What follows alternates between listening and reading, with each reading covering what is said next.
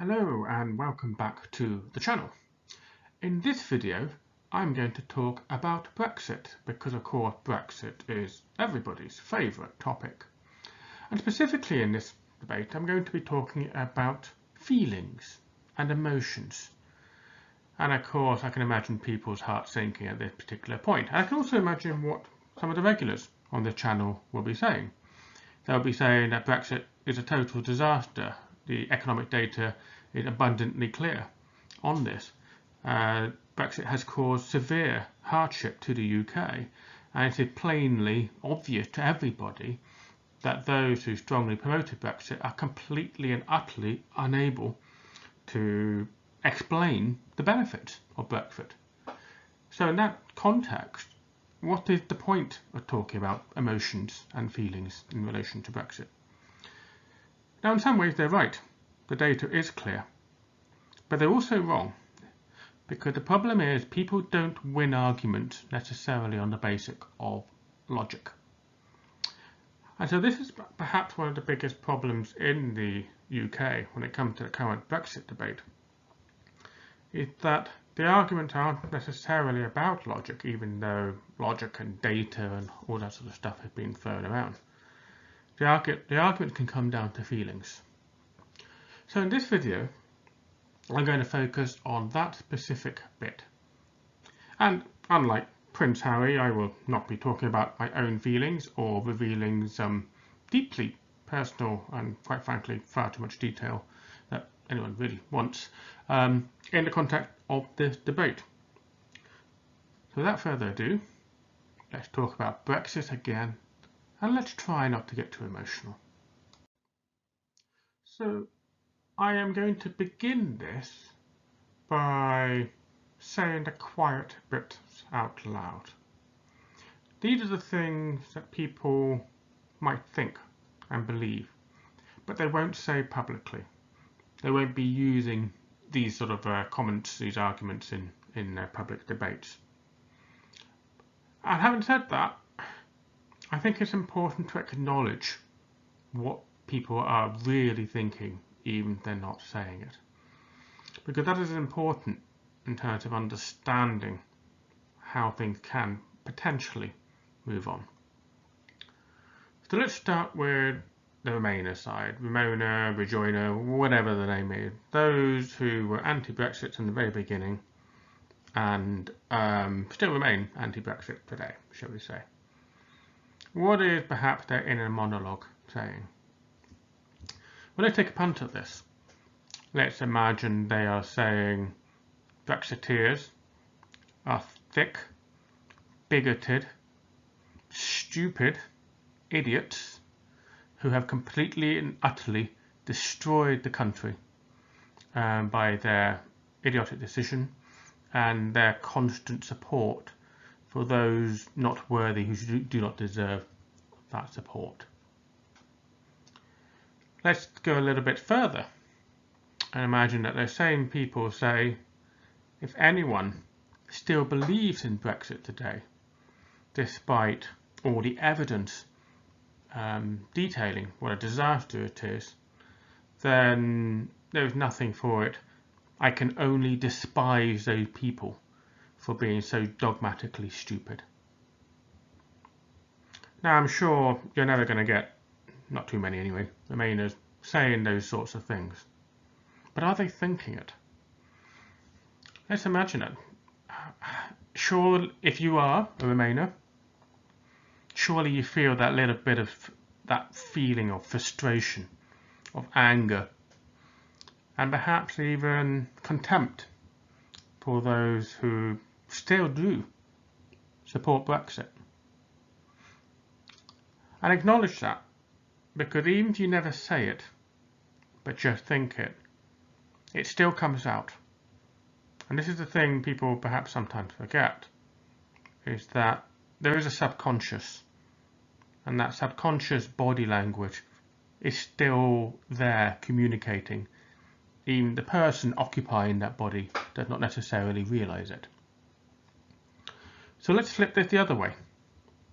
What do those and who voted for Brexit and still believe in Brexit, although we might just include a, might be unhappy at the current trajectory of Brexit category, put them in. Let's not let's go too overboard about this. What might they say about the other side?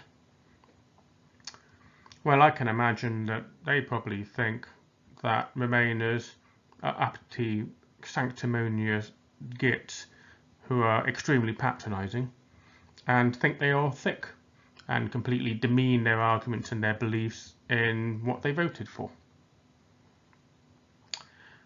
Now, of course, we can argue logic and data all that we want. We can argue that the data had proven the Brexiteers wrong, events have proven the Brexiteers wrong. But imagine yourself in that position. You don't ever really want to be admitting that you have made a decision that has led the country to ruin, that you've destroyed things. No one wants to admit, no brain really wants to admit that. It takes a very difficult element of willpower to admit you're wrong. It's very hard for people to admit they're wrong, as a rule. Never mind admit that they're so catastrophically wrong that they've actually caused harm. So the brain will do all sorts of things to defend itself against that. And so what that means is, and imagine this as a hypothetical scenario, a Remainer talking to a Brexiteer and saying, look at this economic data, look at all this harm, surely you can agree with me that, that this is not good. And they may say it politely, but their subconscious body language might say, look what you have done, you stupid bastard. And in the meantime, the Brexiteer might be saying things like, no, I don't believe that, or no, it's not as bad as it thinks, or no, you're being nasty, you're being patronising, etc., etc. So there's no real genuine debate to be had there in that context. So what this means is create conflict. And when there is conflict, you need to make a decision about what you're going to do with that conflict. And decisions do need to be made. It doesn't matter which side of the political fence you fall on this one.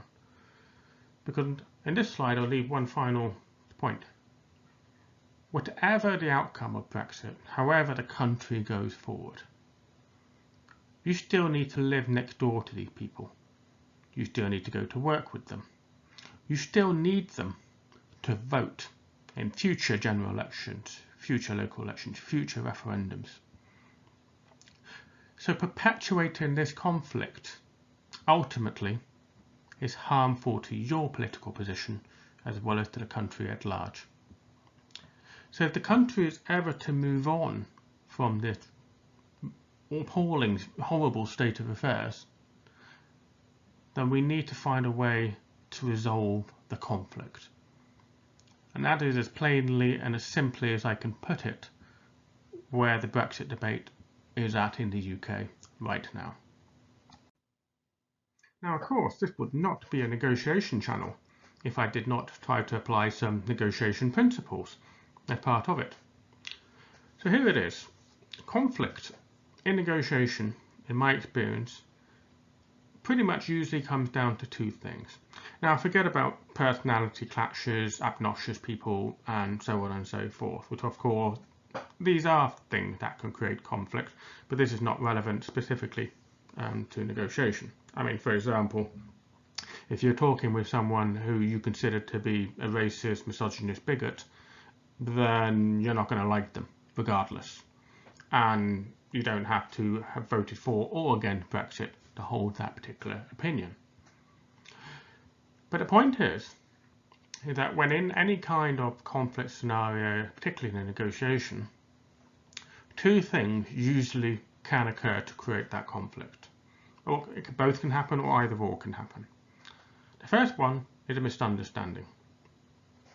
Now, this is something I'm extremely familiar with because I conduct a lot of international negotiations. So, small professional tip here.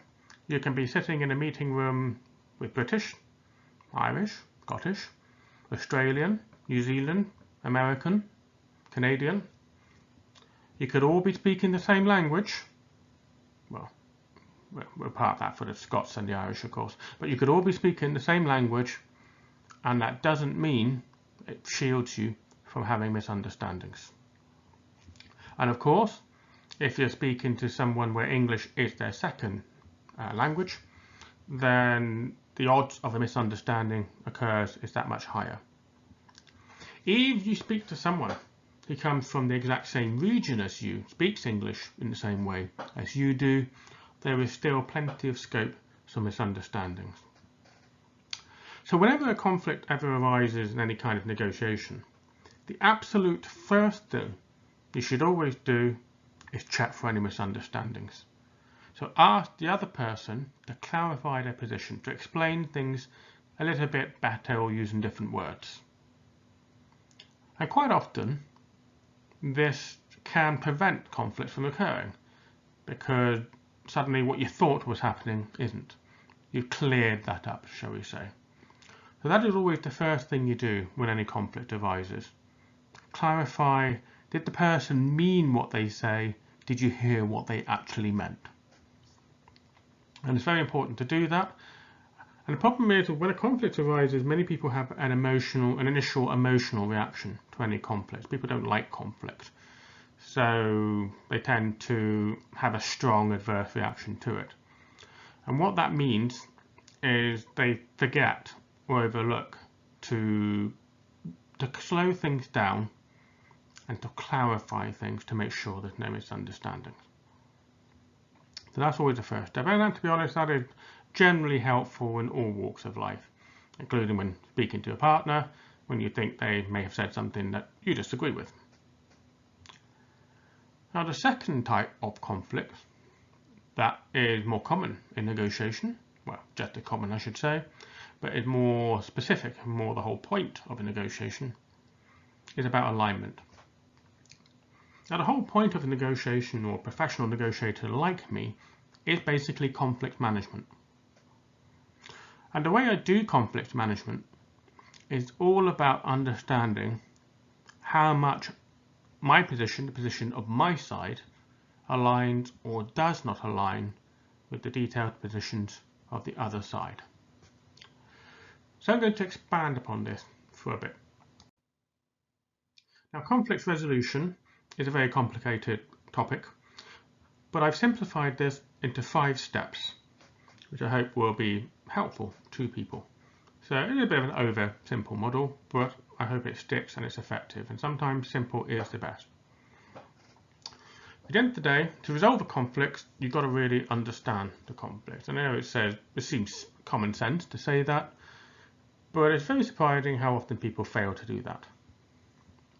So your first step that I've listed here is you list all the areas, all the topic areas, all the subject areas that need to be discussed. This is so you have a comprehensive list of things and you share that with both sides. So the whole point is both sides understand all the things that need to be spoken about in that negotiation in order to reach some kind of conclusion or resolution. And you work through that list, over several meetings, through emails, whatever it may be. The whole point here is you do have a list, and that list can be updated as you go along, as you discover new topics. The whole point is there, it's a starting point, it gets you down this route of figuring things out. Second step is that having got that list and having agreed, the list of topics that both sides want to discuss, look for some quick wins.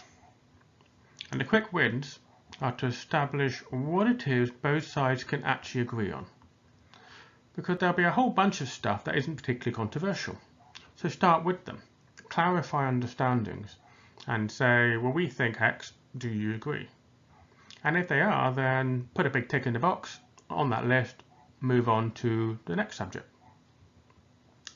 And so by doing that, you then start to simplify the problem. And this is part of the problem in any conflict scenario, is that it can initially appear quite overwhelming. Negotiations as a whole, especially big and complicated ones that I tend to do, always start by looking overwhelming and scary. So the secret to surviving them is to simplify the problem. break it down into manageable chunks. And in a negotiation/conflict sense, the easiest way to do that is to figure out what are the non-contentious, non-problematic areas that don't merit further discussion. Knock them off the list. You've instantly made your list that bit smaller, and so you have a sense of what it is you need to deal with next. So the third step, you figured out what you do agree on. You now need to figure out what it is you don't agree on, and you need to discuss each one of those non-aligned areas. And I use the phrase alignment because that's basically what it comes down to. You have a position, they have a position, they do not align. So you've established that, or you've established that they do align even now, and you tick that off. Having established that your positions do not align, you then need to figure out why they do not align. What are the differences? What is causing the problem? Having figured that out, you can then move to step 4. You try to reach a compromise. You try to negotiate with them an acceptable position between those two original starting positions. And this is where it's always important to understand what are red lines and what are tradables. Because of course, if you don't do that, then you just end up banging your head against the brick wall and not actually achieving results, not moving things any further forward. Now, of course, it's not possible to compromise on everything. So this is when you then reach the 5th step. Now, either you accept that you cannot reach an agreement, you're going to stay worlds apart, or your final strategy to try and resolve the conflict and to try and create alignment is to shift the other person's frames of reference. Now, this is something I've spoken about before, and it's not at all easy to do. I will one day do a separate video on this topic. It's a bit complicated. But in a nutshell, if someone holds a very deeply held, principled position, they're not going to budge from that position. Let's take something silly, like murder. If you believe murder is wrong, then no one's going to really persuade you to commit murder. That is, unless someone changes your frames of reference. They changes how you look at the world. And let's imagine there's, psychological manipulation here. Maybe a bit of propaganda, maybe some brainwashing, whatever phrase you want to use. And you make that person believe that if they do not commit murder, for example, their whole community, their family is at risk. So they will then justify the need to commit murder. They will shift off their sort of principled position for the greater good, for example. And in a very oversimplified way, this is how terrorism works. This is what grooming is all about. And I'm not in any way advocating that sort of thing. I'm simply pointing out that in a negotiation setting, when you're struggling to reach compromise, you have to understand the other person's position, principles and red lines in great detail, and then you need to figure out ways of communicating with them that shifts their frames of reference so that they can see what they consider to be their red line position as perhaps not so red line after all. And like I said, that is not easy, and there's a lot of different techniques that can be used to go into that. And like anything else in this world, those techniques can be used for good purposes or for bad. So let's turn back to Brexit and let's talk about which political parties or individuals we can make the case have been applying these alignment/conflict resolution techniques and methods. So I'll start with some of the really easy stuff first. So let's start with the Liberal Democrats and the Scottish National Party. In terms of applying the methodology, they are not really seeking to try to resolve conflicts. They are not really trying to compromise, and they're not really trying to shift people's frames of reference. They have very clear positions when it comes to Brexit, And the reason for that is that the very significant outright majority voter base within those parties identify strongly with their anti-Brexit position. So they have no need to, to really compromise. Instead, what they do have a bit of an opportunity for them, whether they realise it or not remains to be seen, but they do have the opportunity in that those people who have become disillusioned with Brexit or disillusioned with the other party's political position on Brexit, or anti-Brexit I should say, have the political parties that they can clearly gravitate towards. Of course, the SNP position is very much linked to their stance on independence and Scottish politics and so on. But on the issue of Brexit for these parties, it's very clear cut. And they're not creating conflicts, but they're also not seeking to compromise or, resolve the conflicts in any meaningful way. Now, I put James O'Brien here as a bit of a difference to this rule to highlight him. So, for anyone who doesn't know who James O'Brien is, he's a talk show host on LBC Radio. Now, he has been very clear. He has been anti-Brexit all the way through, and he still remains of that position. He is also very uncompromising. He is not going to compromise on what his position on Brexit and what a disaster it is. However, where he is different from the Liberal Democrats, Scottish National Party, and I probably should have mentioned the Greens as well, where he is different is that he is constantly engaged in conflict by talking to people who do support Brexit. But rather than winning them over through compromise, he is attempting to win them over by shifting their frames of reference.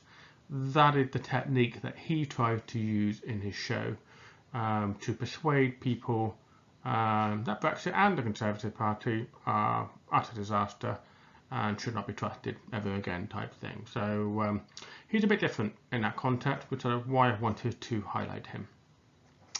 So we flip to the other side of the fence and we looked at the likes of GB News and Daily Express, Telegraph, Daily Mail.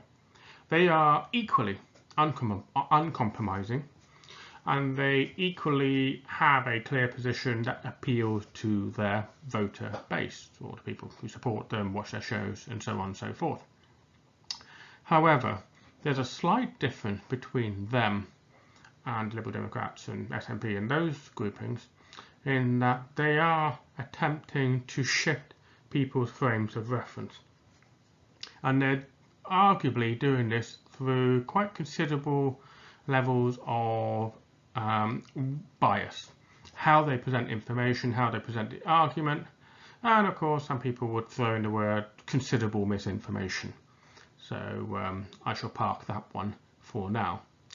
But the point here is that they are trying to cement their voter base support and belief in Brexit in how they present the argument. So they're not compromising, and they're also not really seeking to resolve the conflict or seeking to convert people to the cause, especially, well, to be honest. So they present a one-sided view and they just maintain that. So that is how they apply that methodology. Now we can turn to the Conservative Party. Now this is going to be interesting. The Conservative Party, in absolute contrast to pretty much anybody else, are not trying any conflict resolution techniques whatsoever. Quite the opposite, in fact. All the techniques they apply are, to further conflict. And that's a lot of their political messaging and how they're operating. And Brexit is no different in that regard. However, when it comes to looking at the issue of compromise, they're not compromising, but what they are is incoherent. And sometimes, I wanted to flag this up, because sometimes incoherence can be mistaken for compromising. And incoherence really does result from any negotiation position where you're not confident in your position, you haven't got the evidence to support it, you haven't got the argument, and you haven't got full buy-in behind you to support that position.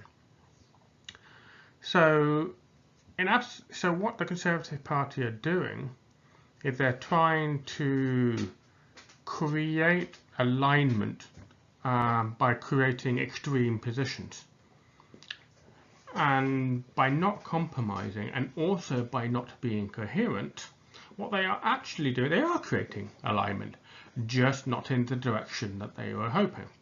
What they are actually doing is creating considerable alignment against them. People who disagree with their economic, immigration, social, and any other policy, but also will struggle to make any case that how they've gone about conducting Brexit has been beneficial to the UK. So as a consequence of their divisive policies or their attempts to create stark positions that people, binary choices, if you like. They're trying to create binary choices. You support them or you don't. And at this point, that does not appear to be a cunning plan. So this leaves the final party, which is the Labour Party. And this is the party that I would argue that most closely is attempting to conduct conflict resolution and alignment sort of methodology. Whether they are successful or good at it is a different debate. But the point I am making here is that all their messaging, their policies and so on, are designed to try and find ways to reach compromise and to get people to align with their positions. So Make Brexit Work is a classic example of this. For people on either side of the debate, for and against Brexit, no one wants the country to be completely trashed or ruined any further. So in that context, making Brexit work might gain them some of the alignment that they are looking for. However, Labour do have to be very cautious with this strategy. The reason why I say that, because if you look at their 2019 election result, which was disastrous for Labour, their Brexit policy itself was one huge compromise. So it wasn't a particularly coherent or consistent policy as a consequence of that. And that was a significant, that caused a significant cost to them in that election. So people will be familiar in negotiation circles that you can compromise too much. That is the trap that Labour went into in the 2019 election with their Brexit position. It was too much of a compromise and no one was happy on either side of the debate with that position. So there is a trap for them in their current stance, in that by trying to deconflict the argument and by trying to create alignment, they could again run the risk of being too compromising and satisfying neither side. And that could potentially cost them votes, or it may obtain them just enough votes in the right areas. Because this is the difference between them and all the other parties. Their electoral base is on either side of the fence. So to put this in visible stark terms, on one side you can have the likes of James O'Brien, strong Labour supporter, strongly anti-Brexit. On the other side of the debate you can have Mick Lynch, a strong old school Labour and strongly, well I shouldn't say too strongly, but very much pro-Brexit. And Labour needs to find a way to get both those individuals and all the other individuals like them to align with their policies and to vote for them at the next election. So whatever anyone's position on Brexit, the harsh reality is that there is simply no end in sight to the debate. In the previous slide, I showed you that a large majority of the groups are not seeking conflict resolution. They are not seeking to create alignment with a wider voter base, or wider groups of people outside of their own bubbles, their own echo chambers and so on. So as a consequence of that, this debate will never really end, not in the short term. There will not really be any particular resolution. People will not accept the validity of the other side's views. So what that means is until something happens, until there is some form of unification or alignment, this debate will continue to be toxic. Now, right now, there is a bit of a shift towards some form of unification and alignment, but it's not exactly something that Conservatives are going to be pleased of. The alignment is now becoming anti-Conservative, and not strictly speaking because of Brexit, although to be honest it is absolutely related to Brexit.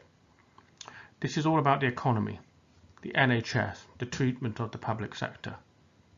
There is increasingly alignment, and the opinion polls very much seem to be making this case. There's increasingly alignment in the UK voter base against the Conservative Party. So their tactic of creating more conflict does not look like a winning tactic at this point in time. By contrast, what Labour are trying to do is present themselves as the mediators, as the people that will resolve the conflict and will seek alignment with the voter base. Whether they are successful, whether their messaging is effective, whether their policy positions are effective, is a matter for political debate, which I won't go into. But what I wanted to highlight here is that if we're ever to move on from Brexit, any political group, any political party has to make that conflict resolution process a key part of their strategy. They have to figure out, what do voters mean? What do voters believe? What can voters be shifted into believing and understanding? And at the moment, Conservatives are only trying to shift them in a very narrow sense, where Labour are trying to shift them in a more broader sense, and particularly onto other topics like NHS and the economy and so on. And that will help them in a short term, but will it give them that long-term support that will allow them to effect political change? Only time will tell. But for any party that is in charge, if they do not do something to resolve this Brexit conflict within British society, then their ability to be effective as a government is going to be very much compromised. So that is what I wanted to highlight in this particular video. It's the absolute that no matter how much you might dislike the other side, no matter how much you might despise their views, how much you might consider them as sanctimonious, patronising, so-and-so, at the end of the day, to achieve an objective, to move forward, you still have to work with them. And I think the faster people realise that, the faster leaders realise that, the faster things can actually start to improve. So I hope you found this video helpful. Please do like and subscribe, and I look forward to seeing the comments in the box below.